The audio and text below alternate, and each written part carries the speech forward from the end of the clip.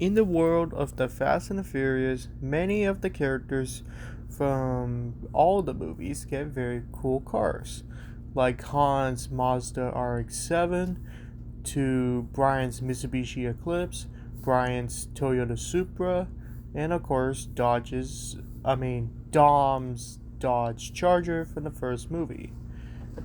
But the most iconic car from the Fast and the Furious franchise is in the movie Too Fast, Too Furious. Is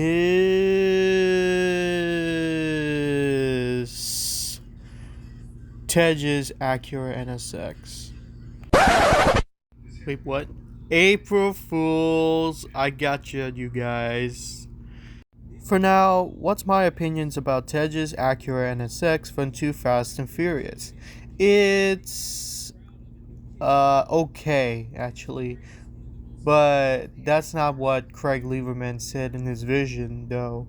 I wonder to myself, it would still have the Louis Vuitton theme, or could be inspired by real JGTC cars like the Castro one, or the Mobile one, or any other livery could work, or a different paint job.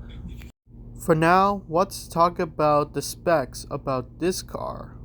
Tej's NSX was originally going to be heavily inspired by the JGTC cars, but however, Craig Lieberman and the team couldn't afford or even get parts from import companies, so they had to source locally. So they made purchases of the body kit, both side, back, and front, and there was a custom made air scoop, but it's literally made out of cardboard, and the spoiler is from APR1, and also the wheels are from AR Lowenhard rims, actually, and also plus there's some leftover gold paint they use for the car. And now let's talk about the screen appearance of this car.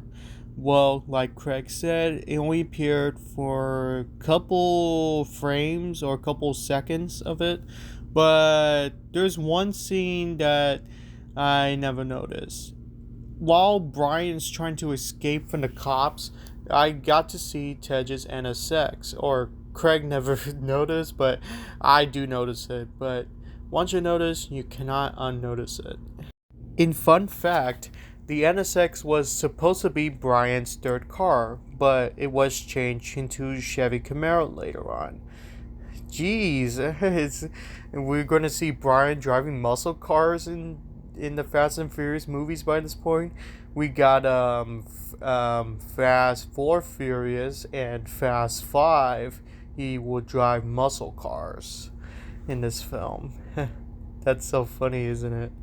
In conclusion, Tej's Acura NSX might be a little forgotten Glupshido car, but basically it did have little teeny tiny rolls. But I feel sorry for Craig that that's not what he envisioned, but I understand he could source locally. And some of the art department were heavily inspired by Pimp My Ride, especially turning bad cars into good cars. But even though everything is fake, compared to Overhauling, it's a real mechanic looking show. They restored people's cars and sent back to the owners and restored them in good as new. But however, after the show, these cars are fixed. They're sent back to the owner. However, in Pimp My Ride, their cars get destroyed or just went back to normal by this point, and things never happened. The reactions are fake, and some of the stories are fake. Thank you for watching, everyone, but I know this is not your typical April Fool's video, but I decided to did the intro for a joke. But thank you for watching for this video. I'd like to see you next time for the next one. Bye bye.